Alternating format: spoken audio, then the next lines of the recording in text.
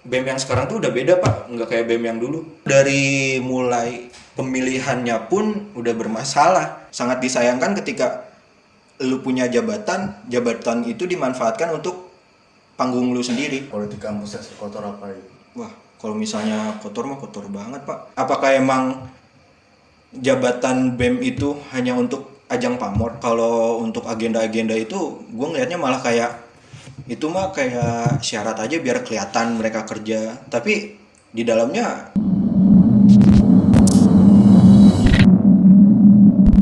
Assalamualaikum warahmatullahi wabarakatuh. Jadi balik lagi nih sama gue Gasan Syakir Kalbab di channel Down to Earth ID.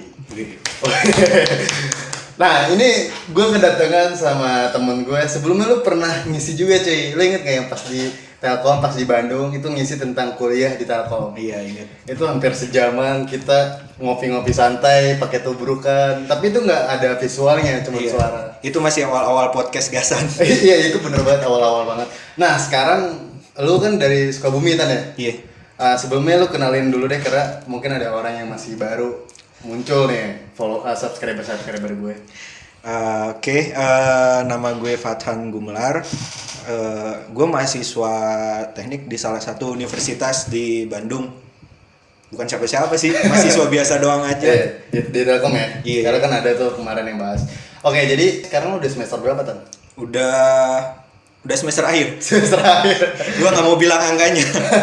Oke, nah ini kita mau bahas nih Tan. Ini sebenarnya pembahasan yang berfaedah ya, karena ini menyangkut banget hal-hal yang sensitif. Tapi mungkin anak-anak mahasiswa sekarang tuh harus harus banyak pembahasan tentang sensitif. Karena kalau misalnya kita bahas tentang hal lembek kayak gitu kayak kurang menarik ya. Iya, karena kan kita juga ngobrol kayak gini kan timbul dari keresahan hati masing-masing. Apa yang terjadi di masyarakat. Berbicara tentang hati, aduh jomblo gue udah terlalu lama men. Tapi kita nggak bakal bahas tentang cinta karena itu pembahasan yang basic banget. Itu masalah pribadi. Masalah pribadi. Oke, jadi kita bakal bahas Tan. Ini kita mau mulai dengan politik kampus.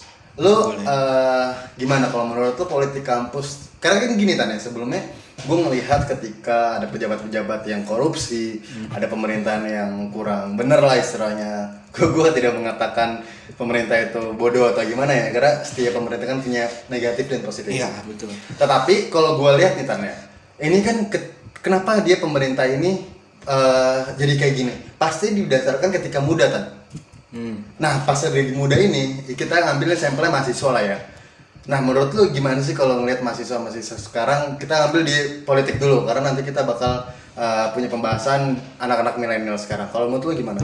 Kalau menurut gue ya, anak-anak kampus mahasiswa sekarang tuh jujur aja politik di kampus tuh nggak terlalu beda jauh bobroknya sama pemerintahan. Tapi maksud gue bukan berarti pemerintahan di sini tuh berantakan.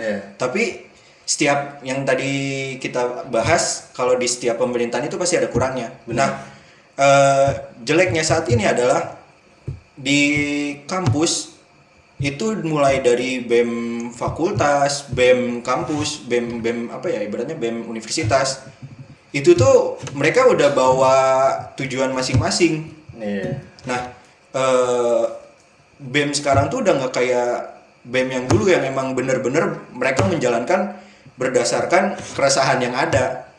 Kayak gitu. Jadi menurut gua belum sampai ke masa dewasa pun saat muda mereka udah melakukan yang nggak seharusnya. Gua nggak tahu entah itu dari mana, entah mereka mencontoh dari golongan yang memang sudah ada ataupun memang ada pemikiran lain di dalamnya. Tapi jujur aja BEM yang sekarang tuh udah beda pak, nggak kayak BEM yang dulu.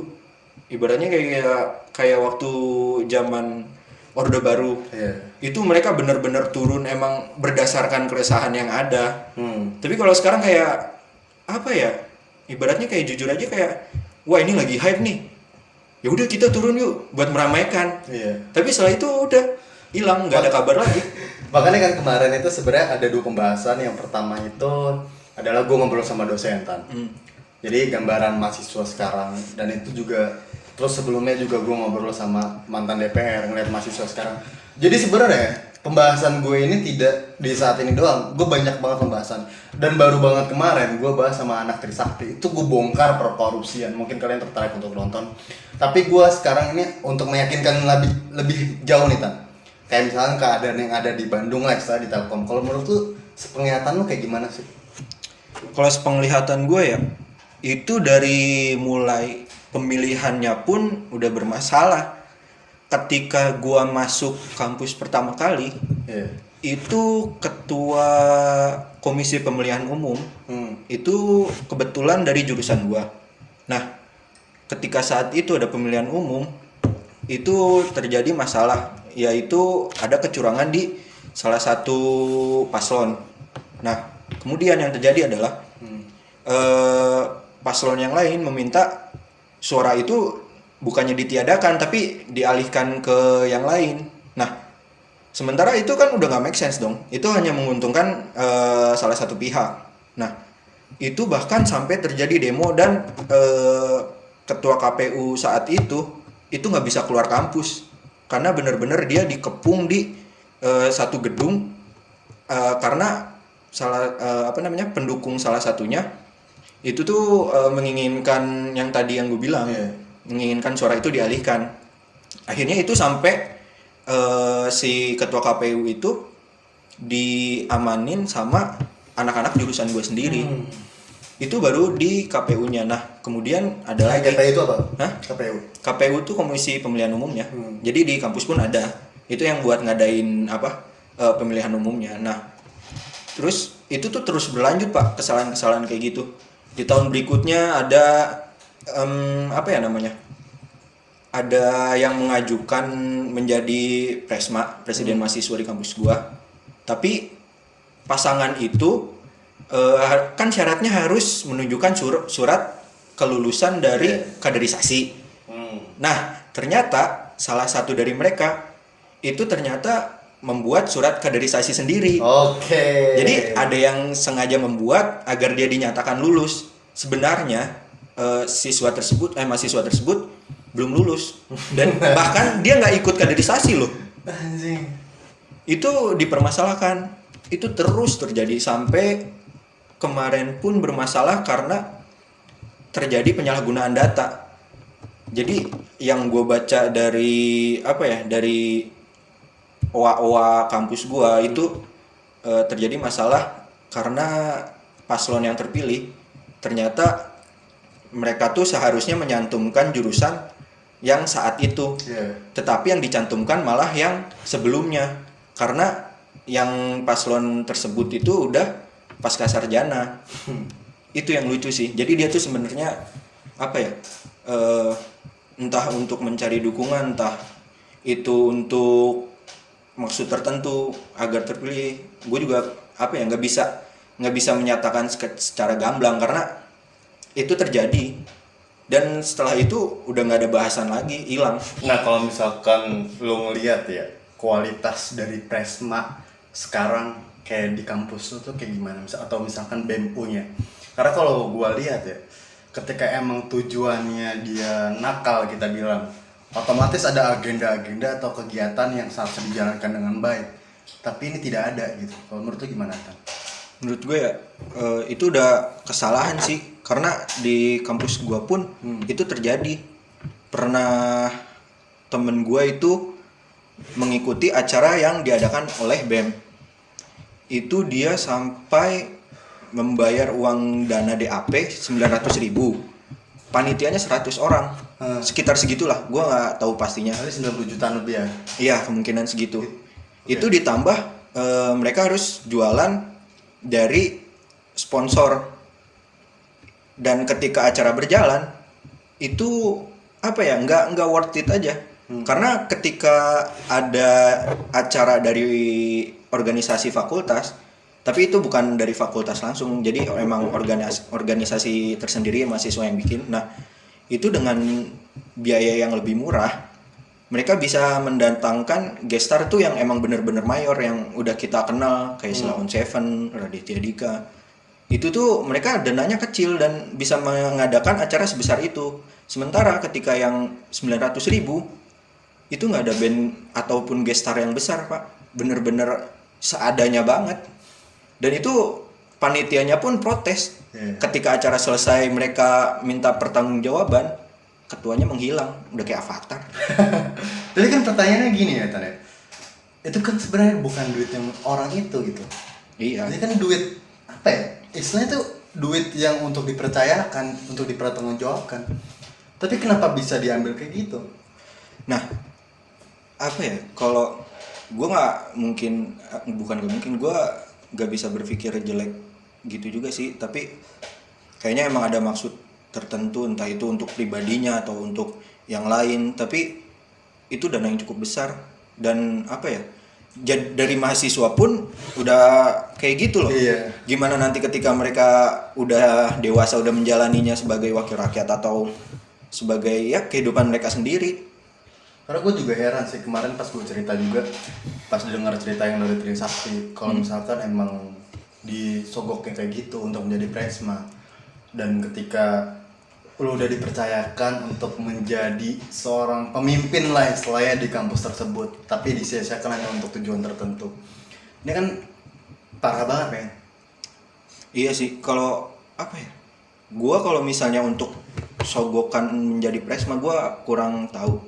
Tapi yang gua lihat di kampus gua tuh, gua ngelihatnya mereka tuh udah kayak diatur oleh organisasi tertentu dengan maksud tertentu, dan itu terus berlanjut sampai saat ini. Contoh organisasi bisa nyebut nggak atau nggak usah? Jangan, nggak usah. Okay. Karena nggak enak. Iya. Tapi gini, organisasinya itu nggak buruk, yang buruk tuh orangnya. Jadi balik lagi, orangnya mau kayak gimana. Sebenarnya apa ya, sangat disayangkan ketika lu punya jabatan itu dimanfaatkan untuk panggung lu sendiri. Karena ini menurut gue udah nggak asing sih Tan, karena misalkan ya main-mainan politik kampus menurut gue dari dulu tuh pasti ada, dan gimana ya, nggak bakal bisa dipungkirin Tan, karena ketika mahasiswa ngeliat duit yang udah puluhan juta bakal kagok gitu loh men, dan dari situ otak mereka tuh udah dirangsang dengan duit, dengan jabatan. Makanya ketika gue bilang gini, pejabat-pejabat koruptor terus dengan situasi yang tidak baik, ngelihat dong mahasiswanya kayak gimana politiknya. Nah kalau menurut lo alasan apa sih orang-orang kayak gini nih, politik kayak gini? Kalau gue gimana ya, ya kita nggak munafik lah, semua orang pasti butuh duit. Iya. Tapi kita juga harus mikir, kita nggak mungkin ngambil haknya orang lain, itu bukan hak kita. Kita kalau emang ingin memiliki itu ya kita bisa usaha. Misalnya kayak lu kan buka bisnis, ya itu dengan cara yang benar. Kalau misalnya kita ngambil hak orang lain, ya buat apa juga, itu nggak bakal ada manfaatnya. Dan juga gimana ya, lu dari kecil aja udah tergila-gila sama duit, gimana nanti ketika lu udah dewasa? Terus lu ada cerita lain gak? Misalnya gimana politik kampusnya sekotor apa gitu? Wah, kalau misalnya kotor mah kotor banget pak. Kalau misalnya di apa ya, di pemerintahan, bukan pemerintahan sekarang ya, maksudnya di setiap pemerintahan itu kan ya ada andil dari partai lah. Nah di kampus sendiri pun sekarang yang terjadi kayak gitu. Udah dimasukin partai-partai ya? Ya cuma kalau di kampus jatuhnya organisasi, cuma fungsinya sih nggak terlalu beda jauh. Tapi kalau menurut gue gini Tan, kita berbicara tentang yang politik kampus ya, itu ada sebuah upaya dari pemimpin-pemimpin kita ya, buta rektor atau misalkan orang-orang yang penting di sana, itu memaksa mahasiswa itu tidak kritis. Karena gue lihat nih, kalau misalkan kalian yang udah nonton demo mahasiswa di Gunadarma, itu banyak banget komentar, kenapa sih ada kampus tersebut itu tidak ada kantin atau tidak ada BEM-nya, agar tidak ada forum diskusi untuk mengkritisi kebijakan kampus.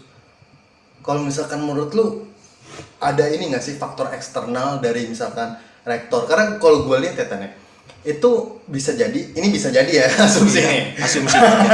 Cari aman bos. Karena bisa jadi gini Tan, rektor itu bisa jadi diambil alih sama misalkan pemerintahan. Jadi pemerintah yang melihat kalau ada kampus yang suka kritis atau suka yang komentar, itu bakal dilihat rektornya siapa, makanya rektor itu dicabut. Nah rektor pasti takut dong. Iya nggak sih men? Paham. Nah kalau misalnya lu kayak gimana penglihatan lu? Gimana ya? Kalau untuk yang kampus negeri itu emang bukan kegiatan sih. Kampus tuh emang dikendalikan sama pemerintah langsung karena kan dia di bawah Kemenristek Dikti. Nah, kalau untuk yang non negeri yang swasta itu tuh anggaplah kayak kampus gua Telkom. Dia tuh kan Swasta Telkom tuh swasta, tapi dia punya punya hubungan dengan pemerintah. Iyalah, Karena Telkom. dia kan Telkom jelas, siapa yang nggak kenal Telkom walaupun Indihome kemarin nggak jelas. Iya. Nah, jadi gue nggak bisa menyalahkan langsung kalau ini diambil alih sama pemerintahan, tapi yang gue sayangkan adalah mahasiswanya sendiri. Lu bayangin Gunadarma yang tadi lu bilang mereka nggak punya kantin, bahkan BEM pun nggak punya ya. Itu mereka masih bisa berdemo loh, mereka masih bisa menyuarakan. Karena memang itu titik terakhir sih. Iya, karena itu berdasarkan keresahan kan. Nah, sementara mereka kayak kampus gua atau kampus-kampus yang punya BEM, ketika ada suatu masalah dan mereka cuma diam, itu berarti dari mahasiswanya lagi. Kenapa mereka nggak mau menyuarakan? Apakah emang jabatan BEM itu hanya untuk ajang pamor? Apa hanya untuk ajang jabatan doang? Atau untuk maksud-maksud lain? Karena lu jadi BEM, jadi presma ataupun punya jabatan apapun, kalau misalnya lu nggak bisa berguna untuk orang lain ya buat apa? Karena lu punya jabatan, lu harusnya memanfaatkan itu. Lu bisa bantu orang banyak. Kita makhluk sosial, bro. Iya. Bukan mikirin diri kita sendiri. Karena kalau misalkan lo lihat ya, ketika emang tujuannya untuk materi nih Tan, lo lihat nggak sih kebijakan-kebijakan atau misalnya agenda atau kegiatan itu semakin nggak jelas. Seharusnya gimana? Itu lo ngebaca nggak ke arah situ? Kebaca sih. Gue mikirnya kalau untuk agenda-agenda itu, gue ngelihatnya malah kayak itu mah kayak syarat aja biar kelihatan mereka kerja. Tapi di dalamnya ya lu tahu sendiri, kadang nggak jelas. Entah itu mereka ngadain acara seadanya, yang rapat-rapat, yang kritis-kritis, yang sisanya ya udah nggak tahu kemana. Yang kritis pun bahkan pendapatnya lebih sering nggak dianggap. Kasian loh. Iya. Nah kalau misalkan sebobrok apa lagi nih Tan, kita bener-bener buka aja nih biar orang-orang tuh tahu gitu kalau misalkan emang, karena gue kadang gini loh Tan, untuk merubah Indonesia itu dimulai ketika muda. Misal pejabat-pejabat koruptor kayak gini, dia udah hakikatnya kayak gitu, di penjara pun Masih masuk aja lagi, lu masih aja lagi korupsi. Makanya ini dimudahin tuh ketika muda. Makanya gue pengen banget anak-anak mahasiswa ini bongkar aja udah, abisin. Gue sih masalah keberanian insya Allah ya, selagi kita niatnya bener, niatnya untuk merubah Indonesia, insya Allah aman gitu ya. Nah lu bongkar lagi deh, apa lagi? Jeleknya tuh parah sih. Kalau misalnya jeleknya itu bener-bener pengaruh dari organisasi eksternal dan mahasiswa yang gila jabatan sih. Mereka bener-bener gue harus bisa. Dan di sisi lain ada faktor eksternal yang membantu mereka. Sementara orang-orang yang ingin merubah politik di kampus tersebut ataupun ingin membuat perubahan biar jadi lebih baik, itu malah nggak ada yang milih. Karena mereka yaitu nggak ada bantuan. Padahal yang mereka inginkan, tujuan mereka itu baik. Kalah aja gitu sama duit ya. Kalah. Ya lah, lu duit sekarang kan menguasai. Gue tuh kadang ngerasa miris gitu ketika gue berbicara dengan dosen, bicara dengan mantan DPR yang lihat mahasiswa dulu bener-bener bisa ngerubah nasib loh negara, men. 98 kita lihat. Iya. Dari kekuasaan yang otoriter kayak gitu, dari kekuasaan yang 32 tahun Soeharto dilengsarkan seperti itu the power of mahasiswa sesungguhnya. Tapi kita ngelihat sekarang mahasiswa sekarang yang cenderung cuman apatis, hedonis, dan cuman main game, egoismenya. Ini negara tuh bisa dirubah cuman sama mahasiswa, men. lu sadarin nggak sih ketika yang namanya mahasiswa itu punya peran penting sekali di dalam demokrasi ini, dan ketika mahasiswa disusupi dengan menilai-nilai materi, nilai-nilai yang udah Yang nggak tahu lagi gitu iya. mau kemana arahnya gitu, men, ini udah saatnya gitu mahasiswa untuk bangkit. Ini udah mahasiswa udah ngelihat lingkungan sekitar. Mahasiswa tuh jangan pernah dibodohin dengan yang namanya politik, kotornya politik kampus. Ngelihat pemerintahan, ngelihat apa. Karena nggak ada trennya mahasiswa tuh yang namanya pro pemerintah kan. Iya. Mahasiswa itu semuanya mengkritisi. Jangan sampai kalian berpikir kayak misalkan kenapa sih gue selalu mengkritisi gitu? Karena itu penting. Itu duit rakyat diamanahkan ke pemerintahan dan kalian diem-diem aja gitu. Wah gila. Sekarang kita lihat deh kebijakan banyak banget yang parah, dari RUU Minerba, dari Omnibus Law, dari DPR cetak uang 600 triliun. Masih banyak banget dan kalian itu harus lihat celahnya, dan kita kasih closing statement nih Tan. Apa sih yang menurut lo harus diubah gitu? Menurut gue yang harus diubah sih balik lagi ke diri kalian mahasiswa masing-masing. Kalau dulu Soekarno pernah bilang kan, beri aku satu pemuda, beli aku 10 orang pemuda akan kuguncangkan dunia. Tapi sekarang kenyataannya apa? Semua udah berubah. Pemuda sekarang apa ya? Mereka lebih mementingkan diri masing-masing. Tapi gua nggak mengatakan semuanya, tapi sebagian besar demikian. Makanya kemarin ada hashtag mahasiswa lagi ngapain, itu dipertanyakan sekali tuh untuk mahasiswa-mahasiswa. Mungkin di sini teman-teman bisa komentar. Karena kalau gue lihat apa ya? Ya emang benar. Gini sih San, apa ya? Gua sangat menyayangkannya adalah kalian tuh harus bisa peduli dengan apapun yang ada di sekitar kalian. Karena itu akan apa ya? Memberikan efek waktu yang panjang. Ketika kalian tidak berperan aktif saat ini, ya kapan lagi? Dan itu sekalinya efeknya jelek, itu bakal berkepanjangan. Belum tentu orang setelah kita itu bisa untuk mengubahnya. Karena kalau kalian tahu ya, ini tuh ada hutang Indonesia ke IMF, bond global istilahnya itu 400 triliunan lebih yang dialokasikan dana ke Covid 75 triliun.